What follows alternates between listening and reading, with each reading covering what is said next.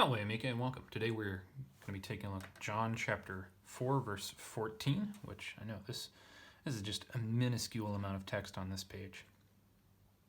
Yeah, I have to match up with the Greek, and so, well, Latin can fit more, the Greek is a bit longer, which makes me think, and I didn't even think to look at this, that Latin has a little bit less for this verse, so I think I'm going to grab the Greek sheet and compare them at the end of the video. But let's go ahead and get started with looking at our rubric. Here we go. Sed aqua quam dabo, ei fiat in eo fons aequae salientis in vitam aeternam. There we go. Sed is just connecting us to our previous verse, and this one means but. Ooh. Hang on a second. Whoa, what's going on? One moment. I hadn't realized how long it had been since I'd used this pen. It had dried up. Okay, should be working now. But aqua, here we have our first declension noun with that a, so that could be either a vocative, not vocative, oh yeah, it could be vocative singular, could be ablative singular, could be nominative singular, vocative is extremely unlikely, but we need to find our verse first to confirm that. Quam, that's a relative pronoun, so am right there is, oh, no, I'm not going to parse that yet. Dabo, that is the verse that goes with this relative clause.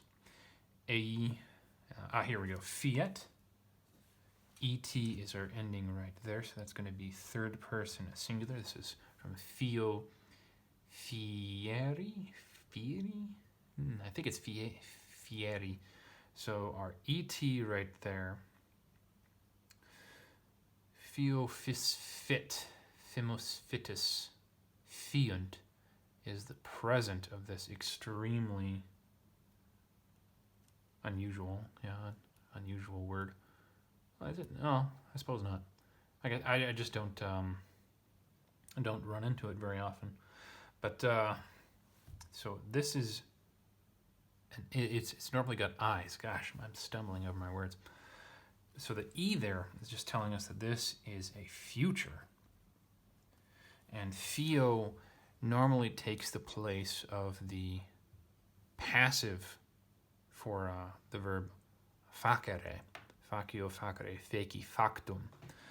So it will have a very similar meaning, but whereas the normal, semi-normal verb to make is active, this one will just mean to be made.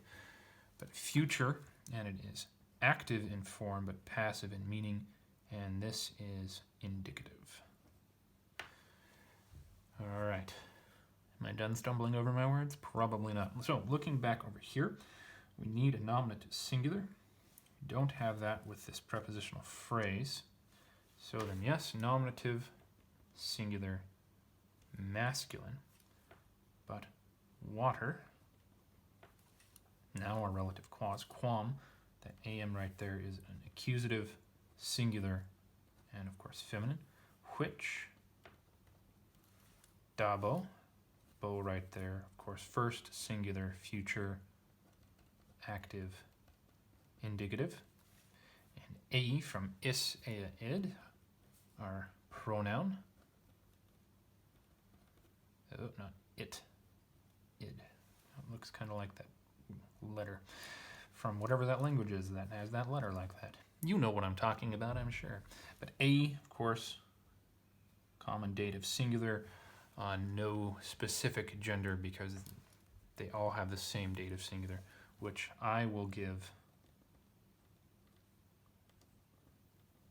a to him, to her, probably not it. So I'm going to go generic to him. Fiat will be in prepositional phrase, eo, also from is, ea, it. This is going to be plus ablative, singular. And again, no gender because we don't know to whom this is referring. Will be in generic him. Fons, aquae, fons from fons fontem, or fontis, sorry.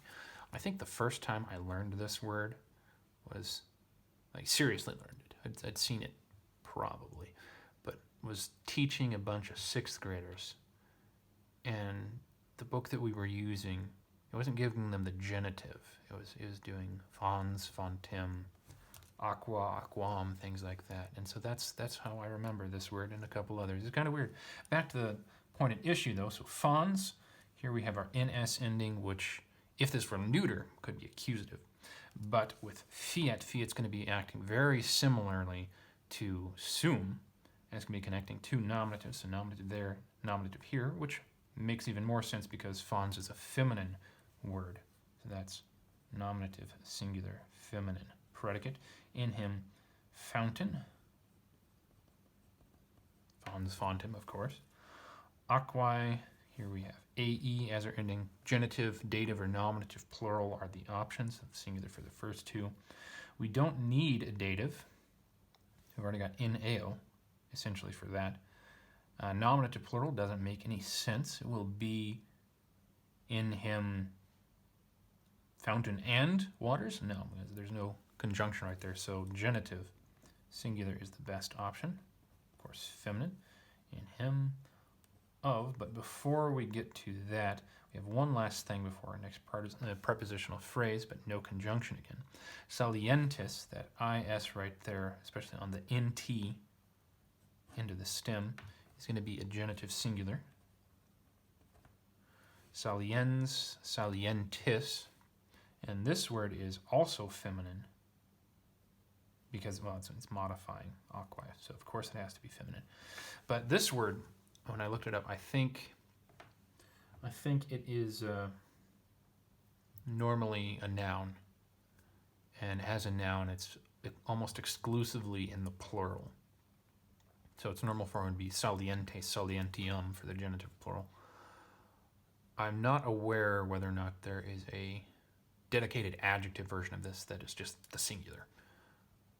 I don't know. So, and this word just means like a spring or a fountain. So it will be him, a fountain of water fountain.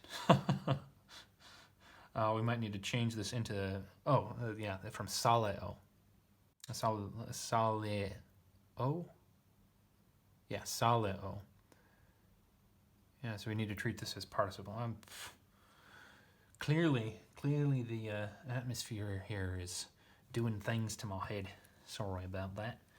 So, present, active, part of springing.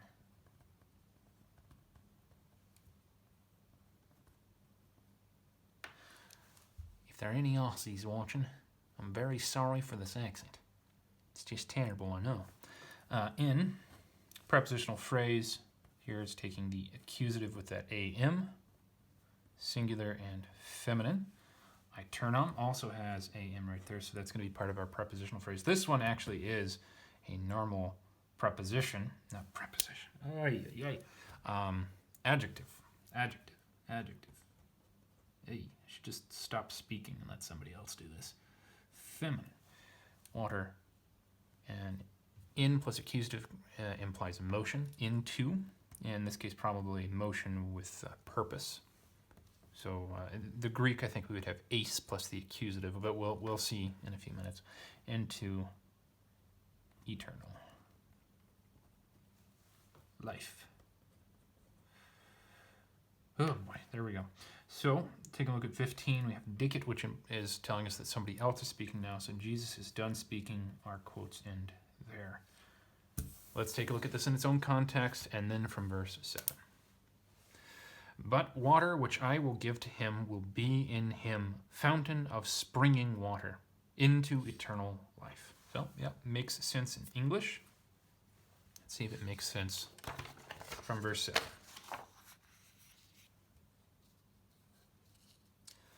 A woman comes down from Samaria to draw water. Jesus says to her, "Give to me to drink." For his disciples had gone away into city in order that they might buy food. Therefore a woman says to him, the Samaritan one, "How do you, although Jew, ask me earnestly to drink, who am a woman, a Samaritan one? For Jews do not associate with Samaritans."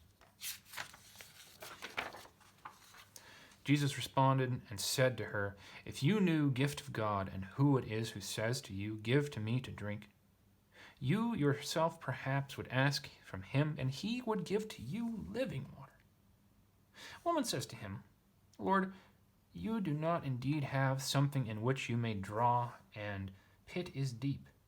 From where, therefore, are you having living water?"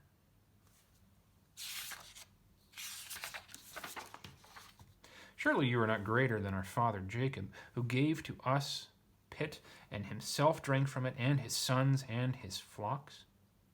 Jesus responded and said to her, "Everyone who drinks from this water will thirst again. But who will have drunk from it which I myself will give to him will not be parched into forever," or into age, maybe. "But water which I will give to him will be in him a fountain of springing water into eternal life." All right, so that does work. That's pretty good. Now I'm going to grab the Greek sheet and we'll see what the Latin is. This version of the Latin is missing from that version of the Greek. All right. As you can see, I already did the other verse in Greek. Okay, "Drinks from the water which I myself will give to him." Yep. "Will indeed not thirst." So in the Latin, we don't have a corresponding phrase for "will not thirst" for into the age. And this Greek is a repetition of what we saw repeated in one of the earlier verses of the Latin. "But the water which I will give to him will be in him, springing water for life eternal." So yeah, it's just, he will not thirst into the age. All right. Thank you very much for joining me. I hope taking a look at this has been helpful for you, and I hope that you have a wonderful day. Wale.